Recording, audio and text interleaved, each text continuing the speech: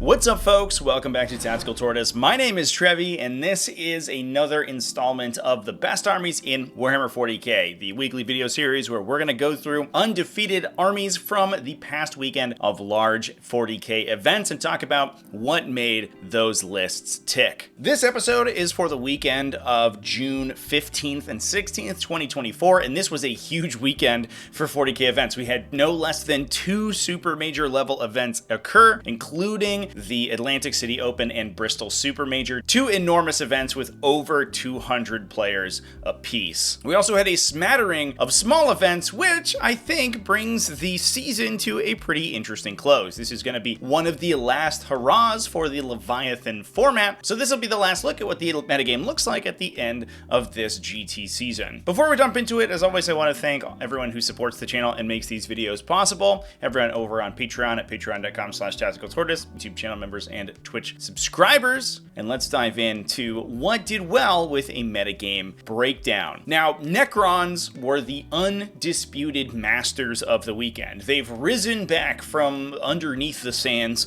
to reclaim their lost empire with no less than 5 undefeated event results, including an undefeated result at the Bristol Super Major, one of the 2 6-0 players at the end of 6 rounds at that event, as well as winning the Atlantic City Open. So they were 2 out of the 3 undefeated lists out of the weekend's 2 super majors, and also an undefeated at 2 other events. Now, for the most part, the Necron lists this weekend were fairly standard Canoptech Court style builds, focusing on Canoptech units like Canoptech Wraiths and Doomstalkers, but we had at the Critical Fail Major an incredibly spicy list, which is the one that I'm actually going to be covering in this video. Moving on from there, Adepta Sororitas also had a great weekend, going 4-0-1, so 1 draw on their record at the Art Hobbies qualifier. That was actually an incredibly spicy result with a 90-90 tie in the final game with Orcs, and we'll be talking about that Orc list later on in the video. They also took down the Forgefire Open 2, as well as going undefeated at the YHP Road to the Nova Open. Chaos Space Marines were the other undefeated list at the Bristol Super Major,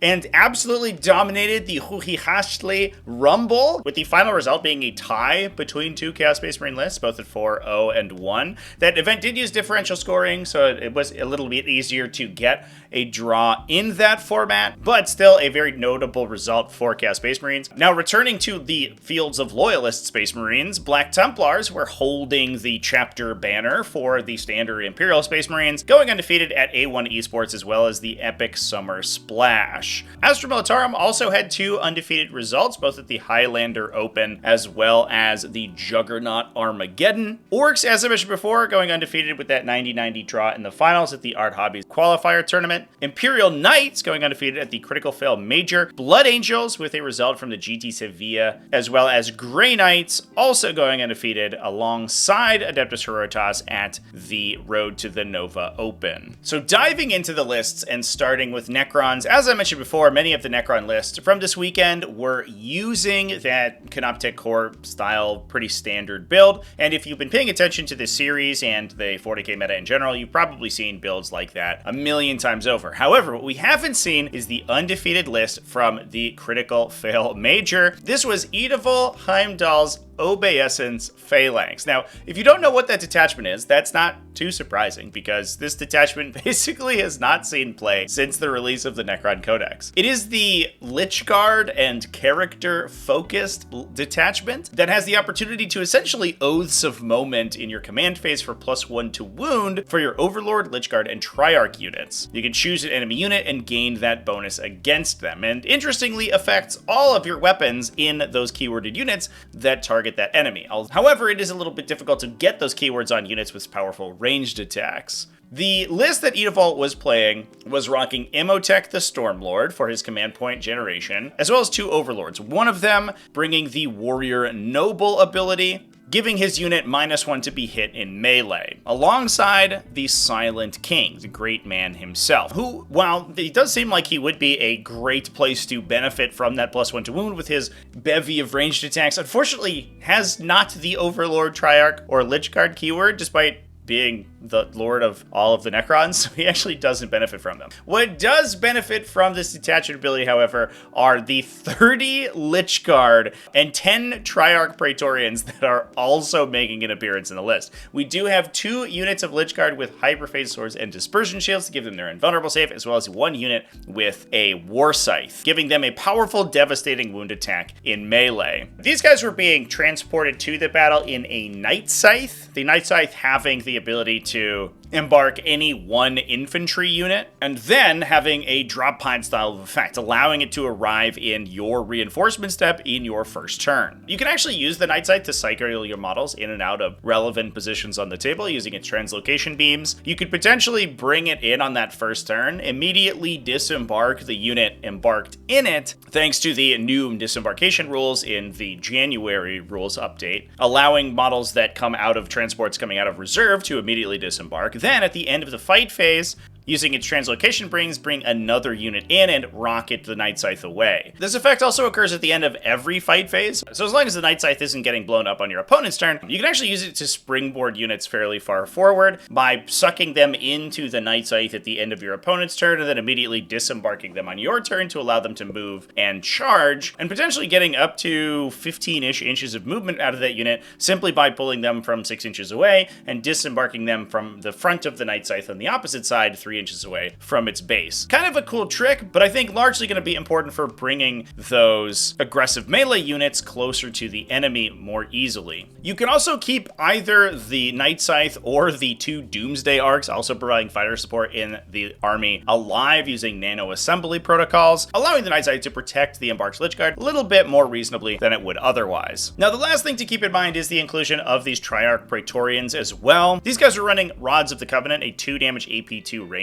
attack, which, when combined with the +1 to wound from the detachment ability, can actually make them fairly good at either chipping damage into more heavily armored targets, or just clearing out medium to light infantry. With a 10-inch movement and the core ability to deep strike, allowing you to potentially rapid ingress them into an annoying place, and then move out aggressively to shoot and charge with their 3 2 damage melee attacks as well, these guys can actually be a fairly reasonable threat basically anywhere on the table. On top of that, being Triarch models, you can also use Territorial Obsession on them to increase their objective control characteristic in your command phase. That makes them even better at taking enemy objectives because it makes the entire unit OC2. Very expensive for what you get out of these guys, but there are a lot of interesting pieces of technology that you can use within the Obeisance Phalanx. It is super awesome to see a detachment like this and a list like this go undefeated, especially in a faction like Necrons that has stagnated relatively over the last couple of weeks. Now that moves us on to our second place finishing faction of the weekend, Adepta Sororitas, who are steering down the barrel of a brand new codex. So while this list is probably going to be relatively outdated in the next couple of weeks, obviously that is probably the case for a lot of these lists, given that we'll be moving to Pariah Nexus within a pretty short period of time. Today we're going to be talking about Jeffrey Kalodner's undefeated result from the Road to the Nova Open. Jeffrey was running a Hallowed Martyrs detachment as the only detachment available in the index, obviously, taking an Imagifier with Litanies of Faith to grant rerolls on the miracle dice that you gain when units are destroyed, alongside Junither or Wita to generate command points, Morven Val, and a Palatine with the Blade of St. Eleanor. We also then had 3 Battle Sister squads, these ladies equipped with Meltagons and Multi-Meltas, and being combat squatted in the trio of Immolators also in the list. We then had a Retributor squad with 4 Multi-Meltas as well, who could take advantage of those Immolators and their fire support on top of that, plus a bunch of additional armor, 2 Castigators, those guns wrecking battle cannons, and 3 individual Mortifiers, plus a unit of Paragon Warsuits to attach Morven Val into. Last but certainly not least, we also had a little bit of support and some utility from a unit of Sisters Novitiates, a Seraphim squad, and a single Calidus assassin. From there, we're going to move on to one of the largest events of the weekend, the Bristol Super Major, where Jonathan Summerfield went 6-0 with a Chaos Space Marine list. Jonathan was running a Renegade Raiders detachment, probably the most commonly played detachment in the faction so far. He was taking a Chaos Lord with Mark of the Hound to give his unit Scout, Fabius Bile, who I talked about extensively in my episode last week, who is a just a useful model to take. He has the ability to enhance your legionaries if you decide to attach him into that, but he's also just a very difficult unit to kill, being able to reduce incoming damage to 0 and respawn himself once destroyed. We also, interestingly, had a Sorcerer in Terminator armor with Despot's Claim. This is the command point regenerator enhancement that gives you a CP on a 5+, but gives you an additional bonus if your character is within 12 inches of the opponent's deployment zone. Given that this guy is likely running by himself and has the deep strike ability, so he's going to be able to drop within 12 inches of that deployment zone whenever he wants, this upgrade totally makes sense. On top of that, the Terminator Sorcerer has the ability to stack armor penetration modifiers. You already get a +1 EP bonus from the Renegade Raider's detachment ability when you attack enemies that are on objectives, but the Sorcerer's Death Hex can improve your AP by an additional 1 when targeting an enemy that he casts the Death Hex on. So this guy's able to jump into an annoying position in your opponent's deployment zone, potentially do an action, score a secondary objective, grant you an additional AP pip for your fighters for the remainder of that turn, and if your opponent doesn't have the attacks to kill him, and he does have a 2+ save, 4+ invulnerable save, and 5 wounds, with access to Armor of Contempt from the detachment ability, he has a reasonable chance to generate you command points on future turns. Definitely an incredibly useful utility option for the army. And speaking of utility, we also had a cultist mob and a unit of spikers in order to score some secondaries, plus a ton of beef. 3 Chaos Rhinos, those guys embarking 2 of the units of 10 Chosen, as well as 2 units of Havocs, one of them with las cannons,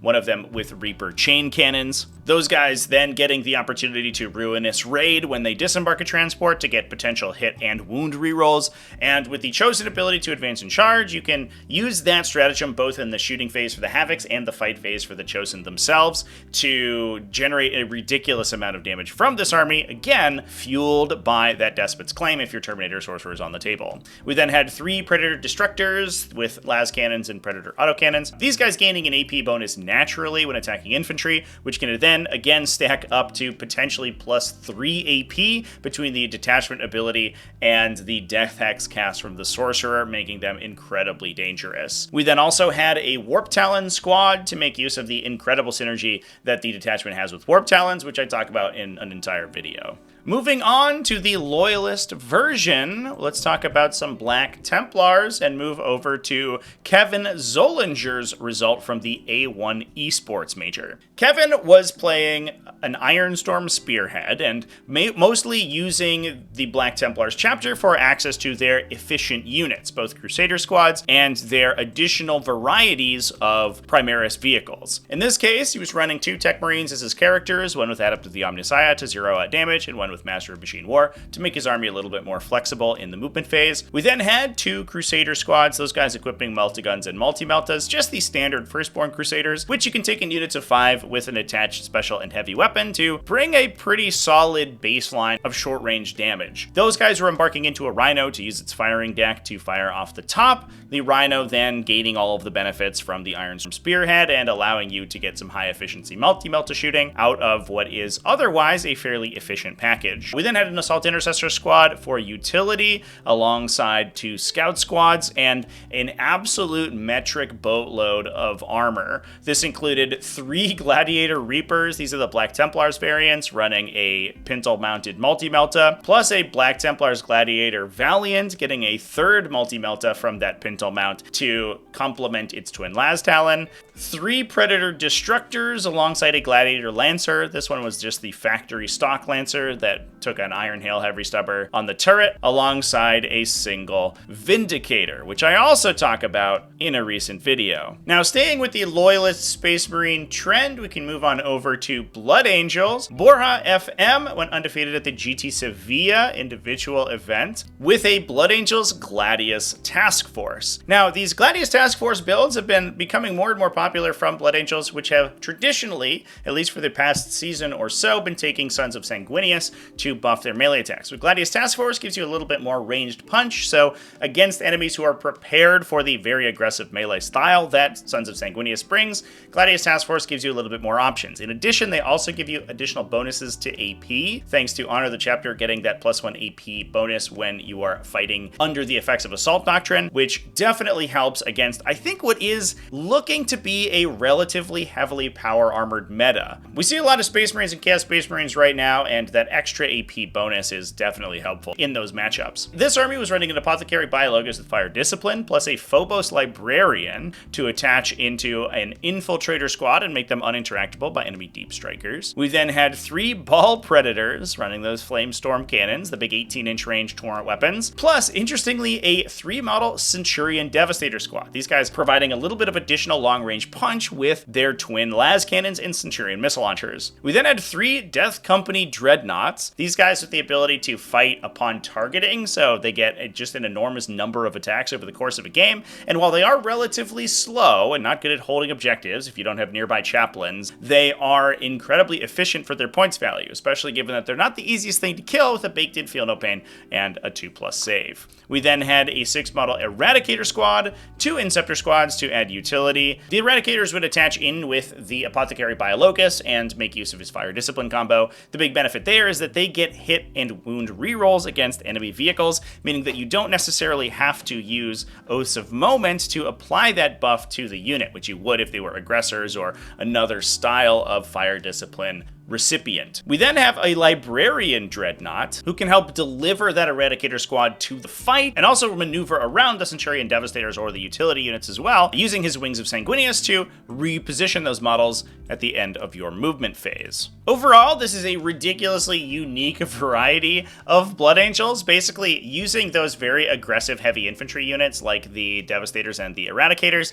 to put early game pressure on your opponent, being delivered by the Librarian Dreadnought, and using them and Ball Predators to then cover for the advance of those Death Company Dreadnoughts, which could then dominate the midboard, with the Ball Predators able to sweep out any light or medium infantry, and the Death Company Dreadnoughts basically being good at killing essentially whatever it is. Definitely a huge departure from the other varieties of jump pack-oriented Blood Angels that we've been seeing in the past, and honestly, pretty cool. And that moves us on to Astra Militarum, who did fairly well this weekend, taking down both the Highlander Open and Juggernaut Armageddon. Today we're going to be moving over to that Highlander Open, talking about Nick Jagiello and his combined regiment. Nick was running an incredibly interesting version of Astra Militarum that was ridiculously aggressive, including the standard combination of characters like Gaunt's Ghosts, Lord Solar Leontis, and Ursula Creed, alongside a platoon command squad and an infantry squad to attach both Lord Solar and the platoon command squad into. But we also had a Militarum Tempestus command squad that could attach into a big unit of Tempestus Scions, giving you a fairly effective deep striking threat. That deep strike was being covered by the insane front line that this list was presenting. 18 Bulgrin. We're basically back to the Bulgrin spam of the days of yore, but now these guys are much less efficient than they were, but not inefficient enough to stop Nick from taking the full brick of them. And those following up 30 Adelan Rough Riders. The Rough Riders are an incredibly effective melee threat. They're able to deal ridiculous amounts of damage, either against heavily armored targets with their Melta Lances or against light infantry with their Frag Lances. And with all of those having the Lance keyword, they are extremely good against a wide variety of profiles. And they can also be buffed by orders fairly effectively, getting additional movement from move, move, move, or fixing bayonets to hit on 2s, and wounding then basically every target on the game on 2s or 3s, maybe 4s if you're up against super heavy armor, making them dangerous against basically anything, and then once you kill them, with the ability to reinforce, drop back down on the table and potentially do it again. That ridiculously strong front line was then protecting a back line of artillery, including 3 Medusa carriage batteries, as well as a Rapier laser destroyer to add a little bit of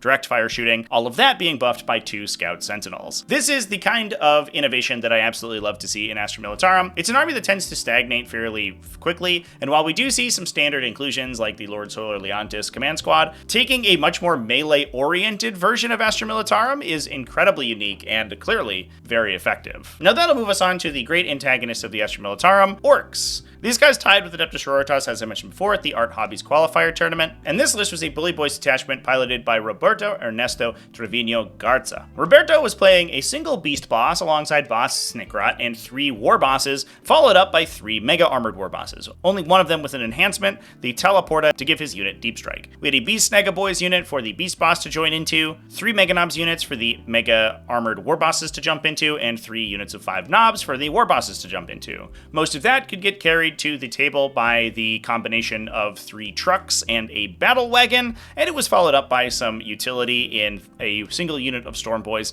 alongside 2 units of 10 Gretchen. Overall, an incredibly straightforward and very aggressively focused orc list, and definitely what I would expect to see coming out of a Bully Boys list. Not a lot of nuance here, just tons of units of orc knobs that can kill basically whatever they touch in the game and are similarly difficult to kill themselves. And speaking of those combinations, let's talk about Imperial Knights, which did go undefeated this week at the Critical Fail Major. Sean Hayworth went undefeated with the army, running 2 big character knights, Canis Rex, as well as a Knight Castellan with Mysterious Guardian. Now, this is a combo that we haven't seen played in a really long time, but is nonetheless very effective. The Knight Castellan obviously bringing a ridiculous amount of shooting, being the ranged-oriented variety of the Dominus chassis. This guy was rocking his trademark Volcano Lance and Plasma Decimator alongside 2 Shield Breaker missile launchers, single Siege Breaker cannon, and turret-mounted twin Melta-guns, and following that up were 6 Armiger Warglaives and a Calidus Assassin. Now, the benefit of the Mysterious Guardian is that it gives this guy deep strike, so not only is he able to show up anywhere on the table, very effective for a Titanic unit that can show up touching terrain that you haven't fully screened out to get line of sight where you normally wouldn't be able to, but he also gets a once per game reposition, allowing him to pick up off the table and then deep strike himself additionally. With the insane amount of range damage that the Knight Castellan can produce,